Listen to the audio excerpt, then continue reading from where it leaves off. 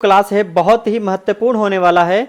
तो क्लास को ध्यान से देखिएगा। जैसे कि आज हम सीखेंगे कि टैली में डेबिट और क्रेडिट कैसे किया जाता है और गोल्डन रूल्स ऑफ अकाउंटिंग क्या होता है, कौन सा अकाउंट डेबिट होता है, कौन सा अकाउंट क्रेडिट होता है। जब भी हम ट्रांजेक्शन टैली में रिकॉर्ड किया जाता है तो वहां पे डबल एंट्री सिस्टम मोड में रिकॉर्ड किया जाता है, यानी कि एक अकाउंट को डेबिट किया जाता है और एक अकाउंट को क्रेडिट किया जाता है। तो हम आज जो पढ़ाई करने जा रहे हैं ऐसा अज्यूम करके चलते, जो हम पढ़ाने जा रहे हैं एक नॉन कॉमर्स स्टूडेंट है जिसको डेबिट क्रेडिट कुछ भी नहीं आता, तो बिल्कुल जीरो से जिनको डेबिट क्रेडिट नहीं आता है तो वो ये क्लास लगा लेंगे तो उनको डेबिट क्रेडिट आ जाएगा। तो चलिए स्टार्ट करते हैं आज का टॉपिक। अगर आप हमारे वीडियो में नए हैं तो वीडियो को लाइक और चैनल को सब्सक्राइब करना ना भूलें। तो सबसे पहले यहां पे होता है ट्रांजैक्शन। ट्रांजैक्शन क्या होता है कि अगर हम एग्जांपल के तौर पे बताएं, जब भी हम एटीएम में पैसा निकलवाते हैं तो अगर वो बैंक के नजरिए से देखा जाए तो वहां पे क्या होता है, एक ट्रांजैक्शन रिकॉर्ड हो जाता है।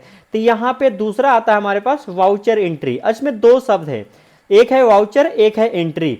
और वाउचर क्या होता है और एंट्री क्या होता है तो ये आपको पता होना चाहिए। एंट्री मतलब होता है ट्रांजैक्शन, ठीक है। वाउचर मतलब होता है कि डॉक्यूमेंट्स। तो ये एक डॉक्यूमेंट्स होता है जिसको देखते हुए हम वाउचर एंट्री करते हैं, कि जो भी हम उस वाउचर को देखते हुए इनके अकाउंट्स में हम क्या करते हैं, ट्रांजैक्शन रिकॉर्ड करते हैं या एंट्री रिकॉर्ड करते हैं। बिजनेस में लेन देन का हिसाब किताब रखते हैं जिसका संबंध किससे हो, पैसे के साथ हो। जिसका संबंध, जो भी हम बिजनेस में लेन देन का हिसाब किताब रखते हैं उसका संबंध जो है किसके साथ हो, पैसे के साथ हो। और उसका प्रभाव कहां कहां पड़ता हो, एक तो एसेट्स पे या लायबिलिटीज पे या एक्सपेंसेस पे या इनकम पे, ये इनका उस पे प्रभाव पड़ता हो। तो चलिए हम बिजनेस में किस चीज की ट्रांजैक्शन की एंट्री करते हैं, लेन और देन, जिसका संबंध किससे होता है, पैसे के साथ। और उसका प्रभाव हमारे कहां कहां पड़ता है अकाउंट्स पे, एक तो एसेट्स, लायबिलिटी, एक्सपेंसेस और इनकम पे, ठीक है, लेन देन का।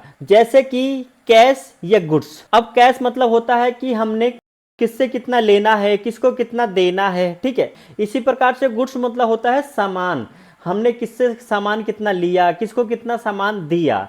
तो यहाँ पे हम बिजनेस में लेन देन का हिसाब किताब रखते हैं, एक तो होता है कैश और दूसरा क्या होता है, गुड्स मतलब सामान। आगे हमारा आता है, अब इनके भी दो दो कंडीशन है। अब हमने एक तो कैश, अगर हम कैश की बात करते हैं तो कैश हमने लिया तो क्या बोलेंगे, कैश रिसीव्ड बोलेंगे। अगर हम किसी को कैश देते हैं तो क्या बोलेंगे, कैश पेड, ठीक है। इसी प्रकार से गुड्स है, गुड्स अगर हमने सामान खरीदा तो हम बोलते हैं परचेजिंग, और सामान हमने बेचा तो हम बोलते हैं सेल्स, ठीक है। आगे बढ़ते हैं, उसके बाद देन आता है, अब यहां पे हम बिजनेस में किस चीज का हिसाब किताब रखते हैं, लेन देन का। तो यहां पे लेन देन की जगह पे हमने एक और शब्द लिया है, लिया और दिया, ठीक है। हम लिया और दिया की मदद से डेबिट क्रेडिट को सीखेंगे। हमने क्या कहा कि लिया और दिया की मदद से डेबिट क्रेडिट को हम सीखेंगे। अब ये बच्चे वो यूज करते हैं जो आम शब्दावली है, जैसे हम घरों में बोलते हैं कि हमने क्या लिया, क्या हमने दिया, ठीक है। तो ये शब्दावली है, तो हमने इसी को यूज किया। और डेबिट क्रेडिट कौन बोलेगा, जिनको कॉमर्स की नॉलेज होगी, जो कॉमर्स बैकग्राउंड से बच्चे होंगे, वो क्या बोलेंगे, या तो डेबिट या तो क्रेडिट। हमें डेबिट और क्रेडिट नहीं पता है तो हम क्या लेके चलेंगे, लिया और दिया। तो चलिए आगे बढ़ते हैं। आगे नेक्स्ट आता है, अब इसी के आधार पे, अब जो हमने बताया है कि हम बिजनेस में क्या करते हैं, लेन और देन का हिसाब करते हैं। तो जहां पे लेन वहां पे हमने लिया ले लिया, और जहां पे देन हमने वहां पे दिया ले लिया। तो यहां पे चलिए हम एग्जांपल के थ्रू सॉल्व करते हैं। अब यहां पे एक आपको एग्जांपल बताना चाहेंगे कि जो भी हमने लिया उसको हम क्या करेंगे, लिया वाले कॉलम में लिखेंगे, और जो भी हमने दिया उसको कहां पे लिखेंगे, दिया वाले कॉलम में लिखेंगे, ठीक है। तो यहां पे सबसे पहला एग्जांपल हमारा दिया है कि कैश रिसीव फ्रॉम राधा। तो कैश हमने लिया तो हम कैश को कहां पे लिखेंगे, लिया वाले कॉलम में लिखेंगे। ध्यान से समझिएगा, कैश रिसीव फ्रॉम राधा। अब हमने क्या लिया, तो हमने कैश लिया, तो कैश को हम कहां पे लिखेंगे, लिया वाले कॉलम में। अब यहां पे दूसरा होता है कि दिया किसने, अब दिया किसने, राधा ने, तो उसको कहां पे लिखेंगे, दिया वाले कॉलम में लिखेंगे। क्लियर है। अब यहां पे लिखा है कैश पेड टू श्याम। अब यहां पे हमने कैश दिया तो कैश अब कहां चला जाएगा, अब दिया वाले कॉलम में चला जाएगा। और किसने लिया, तो श्याम ने लिया, ठीक है, राइट। अब तीसरा आता है हमारा कैश रिसीव फ्रॉम राजाराम। अब हमने क्या लिया, तो कैश, कैश को कहां लिखेंगे, लिया वाले कॉलम में। क्या दिया हमने, किसने दिया, तो राजा राम ने, तो दिया वाले कॉलम में हम क्या लिखेंगे, राजा राम। अब चौथा आता है हमारा कैश पेड टू सीताराम। अब यहां पे हमने क्या दिया, तो दिया वाले में कैश दिया हमने, किसने लिया, तो लिया किसने, सीताराम ने। इसी प्रकार से 5 नंबर एग्जांपल है कैश रिसीव फ्रॉम जन्नत। तो यहां पे हमें कैश मिला है तो कैश लिया हमने, तो लिया वाले कॉलम लिखेंगे, और किसने दिया, तो जन्नत ने दिया, तो जन्नत को कहां पे लिखेंगे, दिया वाले कॉलम में लिखेंगे। ठीक है, तो अभी तो हमने सॉल्व किया लिया और दिया की मदद से। अब हम ये और लॉजिक लगाने जा रहे हैं, जो भी हमने लिया उसको डेबिट करेंगे, जो हम देंगे वो क्रेडिट करेंगे, यानी कि जो भी हमारे पास आएगा उसे डेबिट करेंगे, जो हमारे पास से जाएगा उसे क्रेडिट करेंगे। तो यहाँ पे कैश रिसीव फ्रॉम राधा, तो कैश हमारे पास आ रहा है, तो कैश को कहां पे लिखेंगे, अब डेबिट वाले कॉलम में। और किसने दिया, तो दिया किसने, राधा ने, तो उसको कहां पे लिखेंगे, क्रेडिट वाले कॉलम में। ठीक है, इस प्रकार से आपको सॉल्व करना है। तो अभी हम इसका नियम पढ़ लेंगे ना, तो आपको अच्छे तरीके से क्लियर हो जाएगा। नियम समझ लेते हैं। सबसे पहले there are 3 types of accounting. Accounts 3 प्रकार के होते हैं। पहला personal accounts, real accounts, nominal account. Accounts कितने प्रकार के होते हैं, 3 प्रकार के होते हैं। अब यहाँ पे personal accounts, real accounts, nominal accounts, हम यहाँ पे गोल्डन रूल्स ऑफ अकाउंटिंग पढ़ रहे हैं। तो यहाँ पे हमने लिया है रियल अकाउंट्स। अब रियल अकाउंट्स के अंतर्गत में क्या क्या कौन कौन से अकाउंट्स आते हैं, रियल अकाउंट्स के अंतर्गत में कौन कौन से अकाउंट्स आते हैं, एक तो कैश आता है और जितने भी फिक्स एसेट्स हैं वो सभी आते हैं। रियल अकाउंट्स में क्या क्या आता है, एक तो कैश आता है और जितने भी फिक्स एसेट्स हैं वो आते हैं। अब रियल अकाउंट्स का नियम क्या है, तो रियल अकाउंट्स का नियम है कि डेबिट व्हाट्स कम इन और क्रेडिट व्हाट्स गोज आउट। अब ये बच्चे को अक्सर याद नहीं होता है, तो इसका हम एक लॉजिक बता रहे हैं कि कैसे हम इनको याद रखेंगे। अब हम क्या बार बार इनको डेबिट व्हाट्स कम इन, क्रेडिट व्हाट्स गोज आउट।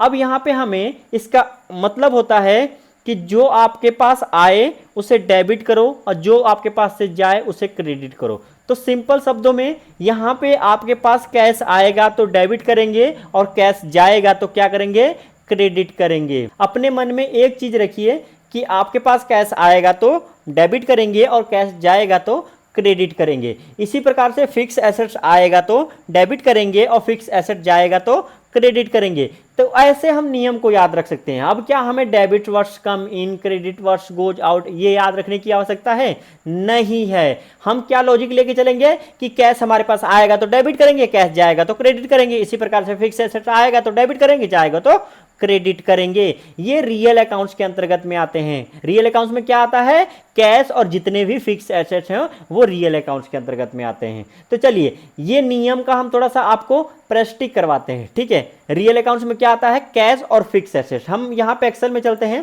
और एक्सेल में ये हमारे पास फॉर्मेट बना हुआ है, हम इसी एग्जाम्पल को सॉल्व करते हैं। यहाँ पे सबसे पहला क्या है, कैश रिसीव फ्रॉम राधा। तो यहां पे कैश हमारे पास आ रहा है, तो हमने क्या लॉजिक बताया था कि कैश आएगा तो डेबिट करेंगे। तो यहां पे क्या लिखेंगे, कैश। पहले इसी को समझ लेते हैं कि यहां पे देखिए कैश रिसीव फ्रॉम राधा, तो कैश हमारा क्या है, रियल अकाउंट्स है और कैश हमारे पास आ रहा है तो कैश को क्या करेंगे, डेबिट करेंगे। क्लियर है। अब दूसरे में देखो क्या कह रहा है कि कैश पेड टू श्याम। अब कैश हमारा रियल अकाउंट्स है, अब कैश पेड मतलब कैश हमारे पास से जा रहा है, तो जाएगा तो क्रेडिट करेंगे, आएगा तो डेबिट करेंगे। तो कैश जा रहा है तो अब यहां पे क्या होगा, कैश क्रेडिट होगा, या ध्यान रखिएगा। अब कैश क्या होगा, क्रेडिट होगा। इसी प्रकार से यहां पे कैश रिसीव फ्रॉम राजा राम, तो यहां पे कैश आ रहा है, तो हमने लॉजिक बताया था कि कैश आए तो डेबिट करो, जाए तो क्रेडिट करो। ठीक है, ये रियल अकाउंट्स के अंतर्गत आते हैं। तो यहां पे कैश क्या हो जाएगा, डेबिट हो जाएगा। और यहां पे दे रहे हैं कैश, तो हमारे पास से जा रहा है तो कैश यहां पे क्या हो जाएगा, क्रेडिट हो जाएगा। और यहां पे क्या हो जाएगा, डेबिट हो जाएगा।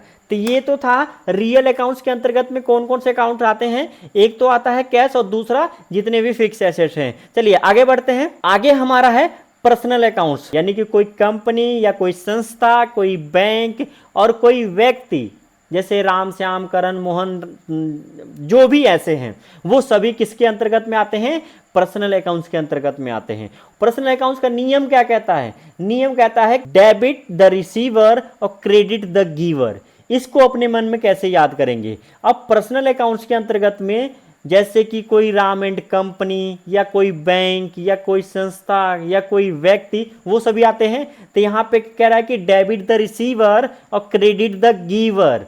तो यहाँ पे जो रिसीवर है वो क्या होगा, डेबिट होगा, जो देने वाला है वो क्या होगा, क्रेडिट होगा।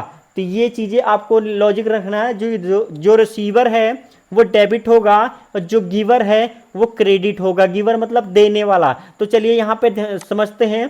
अब यहाँ पे देखिए हमारा पहला, देखिए एक एंट्री में दो अकाउंट्स प्रभावित होती हैं। तो एक तो हमारा कैश है और कैश रिसीव फ्रॉम राधा। तो यहाँ पे कैश हमारा रियल अकाउंट्स में चला जाएगा और राधा हमारा पर्सनल अकाउंट्स के अंतर्गत में आएगी। तो चलिए पर्सनल का नियम लगेगा। पर्सनल का नियम कहता है कि डेबिट द रिसीवर और क्रेडिट द गिवर। तो यहां पे क्या करेंगे, कैश रिसीव फ्रॉम राधा। तो यहां पे जो पैसा हमें मिला है ना, किसने दिया है, राधा ने। तो राधा कौन होगी, गिवर। और नियम के हिसाब से क्या होगा, नियम के हिसाब से होगा कि जो देने वाला है वो क्या हो जाएगा, क्रेडिट हो जाएगा। तो यहां पे कौन आ जाएगा, राधा आ जाएगी। ठीक है। इसी प्रकार से दूसरे में कैश पेड टू श्याम। अब ध्यान से समझिएगा, कैश तो हमारे रियल अकाउंट्स में चला गया, यहां पे श्याम हमारा पर्सनल अकाउंट्स के अंतर्गत में आएगा। तो श्याम हमारा पर्सनल अकाउंट्स के अंतर्गत में आएगा। तो पर्सनल अकाउंट्स का नियम कहता है कि डेबिट द रिसीवर और क्रेडिट द गिवर। अब हमने कैश जो दिया है ना, किसने लिया, किसने रिसीव किया, श्याम ने। तो रिसीवर क्या होगा, डेबिट होगा और गिवर क्या होगा, क्रेडिट होगा। तो यहां पे रिसीवर है श्याम, तो श्याम को हम डेबिट कर रहे हैं। ठीक है, श्याम। ठीक है। देन इसके बाद आता है कैश रिसीव फ्रॉम राजा राम। अब हमें जो कैश मिला है ना, वो किसने दिया है, राजा राम। तो देने वाला कौन है, गिवर। ठीक है। तो राजा राम क्या हो जाएगा, क्रेडिट हो जाएगा। क्लियर है। इसी प्रकार से यहाँ पे cash paid to Sitaram. Cash हमारा रियल अकाउंट, सीताराम हमारा पर्सनल अकाउंट। तो पर्सनल अकाउंट का नियम कहता है कि डेबिट द रिसीवर और क्रेडिट द गिवर। तो यहाँ पे जो पैसा हमने दिया है ना, किसने रिसीव किया है, सीता ने। तो सीता क्या होगी, डेबिट होगी। ठीक है। उसके बाद यहां पे आता है कैश रिसीव फ्रॉम जन्नत। अब कैश मतलब आया हमारे पास, तो दिया किसने, जन्नत ने। तो देने वाला गिवर कहलाता है और पर्सनल अकाउंट्स के तहत गिवर क्या होता है, क्रेडिट होता है। ठीक है। उसके बाद देन आता है हमारा, आगे बढ़ते हैं, तीसरा हमारा आता है नॉमिनल अकाउंट। ये किससे बिलोंग करते हैं, हमारे इनकम और एक्सपेंसेस से बिलोंग करते हैं। यानी कि वो जितने भी हमारे इनकम होते हैं और एक्सपेंसेस वाले अकाउंट्स होते हैं, वो सारे किससे बिलोंग करते हैं, नॉमिनल से। और नॉमिनल का नियम क्या कहता है, debit all the expenses and losses, credit all the income and gains. इसको अपने माइंड में एक छोटा सा लॉजिक बनाना है कि जितने भी खर्चे होते हैं सदैव डेबिट होते हैं और जितने भी इनकम होते हैं सदैव क्रेडिट होते हैं। तो ये लॉजिक आपको मान के चलना है। जैसे कि एक एग्जांपल दे रहे हैं कि मान लो हमने सैलरी दिया, तो सैलरी हमारा कौन सा अकाउंट्स में जाएगा, नॉमिनल में। किस अकाउंट्स के अंतर्गत में जाएंगे, नॉमिनल में। और सैलरी हमारा खर्चा है, तो क्या होगा, वो सैलरी अकाउंट डेबिट हो जाएगा। ठीक है। और कैश दिया, तो कैश अगर हमारा रियल अकाउंट्स में जाएगा, तो जब हम कैश देते हैं यानी कैश हमारे पास आएगा तो डेबिट होगा, जाएगा तो क्रेडिट होगा। तो यहां पे क्या हो जाएगा, सैलरी डेबिट हो जाएगा और कैश क्रेडिट हो जाएगा। इस प्रकार से हम अकाउंट्स को सॉल्व करते हैं। तो ये तो आपने नियम सीख लिया कि रियल अकाउंट्स के अंतर्गत क्या क्या आते हैं, एक तो कैश और जितने भी फिक्स एसेट्स हैं। नियम कहता है डेबिट वर्ड्स कम इन और क्रेडिट वर्ड्स गोज आउट। इसी प्रकार से पर्सनल अकाउंट्स में वो कोई व्यक्ति आता है या कोई बैंक, कोई संस्था, कोई कंपनी। ठीक है। ये सभी किस में आते हैं, पर्सनल में। और पर्सनल का नियम कहता है कि डेबिट द रिसीवर और क्रेडिट द गिवर।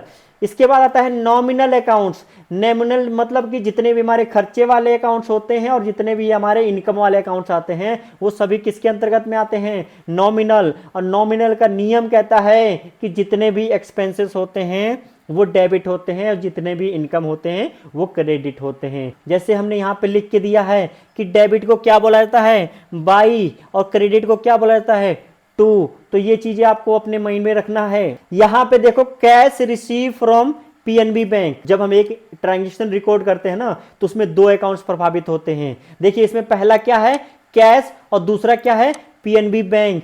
तो आपके माइंड में सबसे पहले कैश हमारा रियल अकाउंट्स है और पीएनबी बैंक हमारा पर्सनल अकाउंट्स है।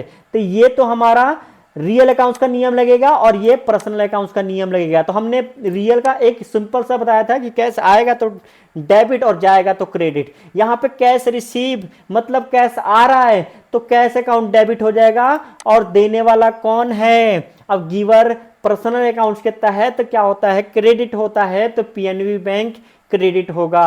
थोड़ा सा जनरल के बारे में आपको समझाना चाहेंगे कि जनरल में सबसे पहले हम क्या शो करते हैं, डेबिट अकाउंट शो करते हैं।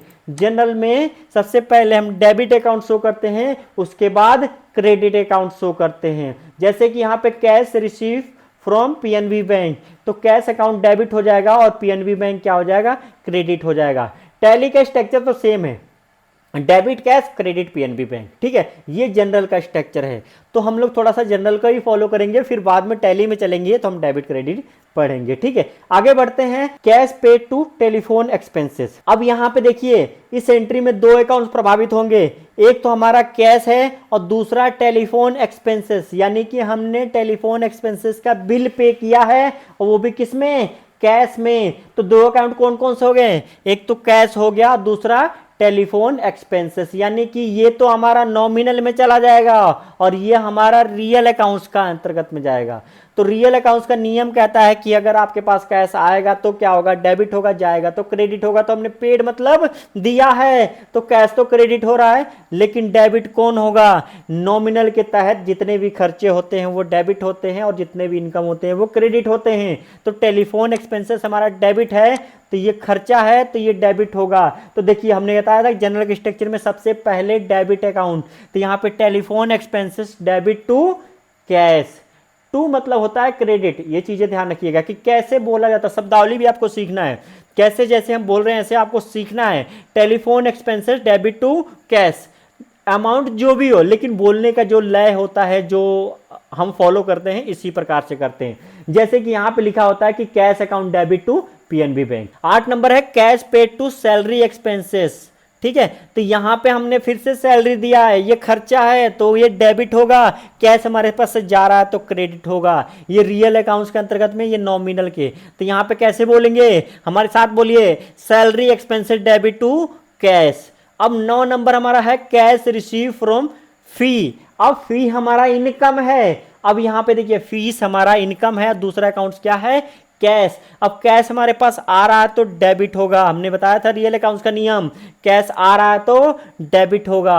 और फी रिसीव हमारा इनकम है तो क्रेडिट हो जाएगा, यानी कि फीस मिल रहा है तो हमारा इनकम है तो क्रेडिट होगा। तो कैसे बोलेंगे, cash account debit to fee account, ठीक है। उसके बाद आता है 10 नंबर हमारी कमीशन रिसीव। अब हमें कमीशन रिसीव हुआ है और साथ में कुछ भी ना मेंशन किया हो ना तो हम कैश में मानते हैं।